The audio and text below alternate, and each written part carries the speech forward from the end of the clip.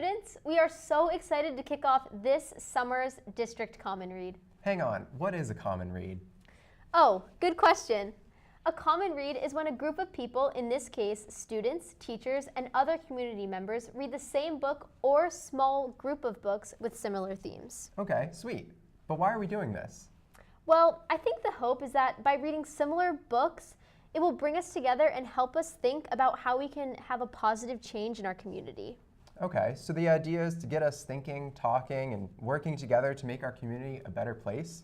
Is that right? Yeah. Awesome. So what is this year's theme?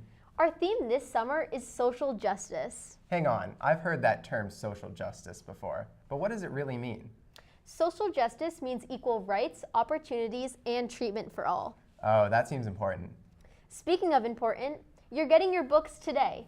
In addition to your books, you will also be receiving a packet. It contains information and some extra activities for you. Make sure to complete your reflection activity and return it to your school library by the beginning of the school year. Don't worry, your librarians will have extra copies just in case yours goes missing. Hey Kyle, do you want to hear something even more exciting? Yes. In September, at the beginning of the school year, there's going to be a huge celebration assembly at CVU. All 4th, 6th, 8th, and 9th graders will be there. That sounds awesome. Without further ado, let's meet the books. John Lewis, longtime member of the U.S. House of Representatives, was a member of the Big Six during the 1963 March on Washington and went on to solidify his place in history on the Bridge of Selma, Alabama. But who was he before that? He was a farm boy from southern Alabama, as described in Awesome's conversational text. While his father plowed the fields and his mother cooked food from her garden, John raised his beloved chickens. He felt peaceful when he fed them, the same peace he felt in church on Sundays. After church, young John liked to go out to the chickens' yard in his fine clothes and preach a sermon to the chickens. When they dipped their heads in rhythm to his words, he knew they agreed with what he said.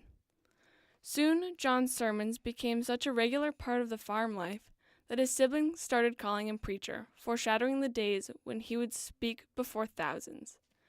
Illustrator E.B. Lewis' watercolor and landscapes take modern readers back to a time when the entire Lewis family was busy on the farm from dawn till dusk. But even though the days were long and demanding, his family stayed together and used the lessons they learned from the farm and in church to grow into people they were meant to be. A fine introduction to the life of an American icon. Hello, I'm Jewel Parker Rhodes.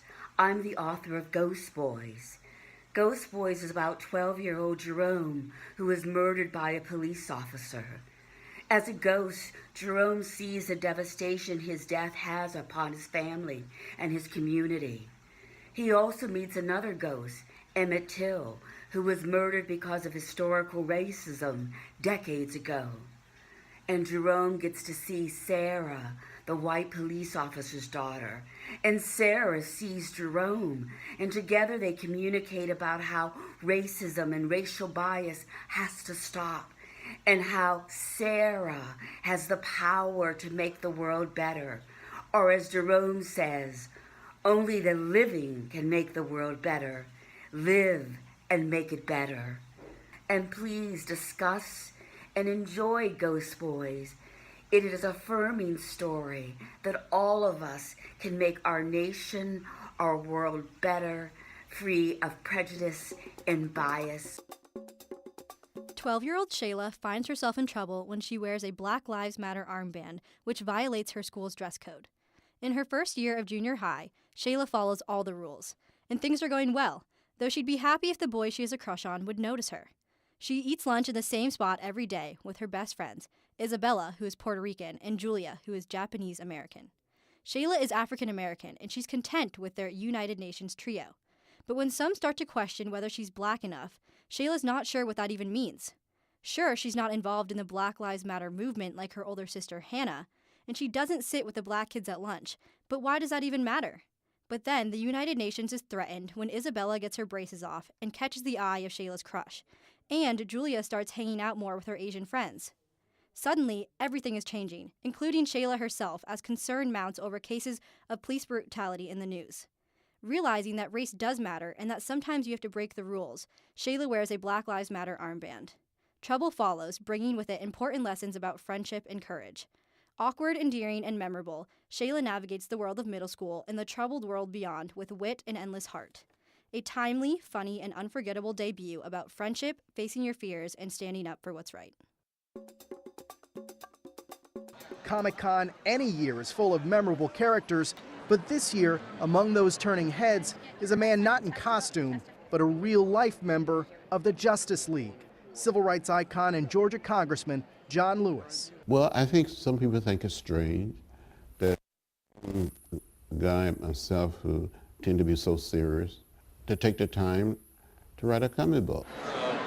The comic book is called March. It takes a colorful look at the country's segregated past. Lewis is the main character. We trace my early beginning as the son of a sharecropper, going and attending segregated schools. And in true comic book form, his character illustrates a battle for justice and equality half a century ago. It's not the first comic book written about the era. Lewis was inspired by one, edited by Dr. Martin Luther King Jr., the Montgomery story about Rosa Parks' refusal to give up her seat on a city bus. And I want to thank you for responding to the call. Standing shoulder to shoulder with King, they rallied a nation. Your orders to disperse. Lewis almost died leading the historic 1965 march from Selma to Montgomery, Alabama, after being brutally beaten by police. Only thing I did, I gave a little blood on the bridge in Selma. It's captured in the pages of the comic book, right down to the words of the police who ultimately attacked the demonstrators. Andrew Iden co-wrote the book. How do you write it in a way that would be new, that would be innovative, that would be creative, that would make people excited? Lewis believes the message is timely. I think today many young people and people not so young tend to forget what happened in another period in our history, and they must never, ever forget. All of us, it doesn't matter whether we're black or white, Latino, Asian American, or Native American. It doesn't matter whether we're straight or gay. We're one people, we're one family, we're one house. We all live in the same house. We cannot give up. We cannot give out. We cannot give in. We must get out there and push and pull. You cannot stand by. You cannot sit down. You got to stand up, speak out, and get in the way. Make some noise. So hang in there. Keep the faith. I got arrested 40 times during the 60s. Beaten, left bloody and unconscious. But I'm not tired. I'm not weary. I'm not prepared to sit down and give up. I'm ready to fight and continue to fight, and you must fight. Thank you very much.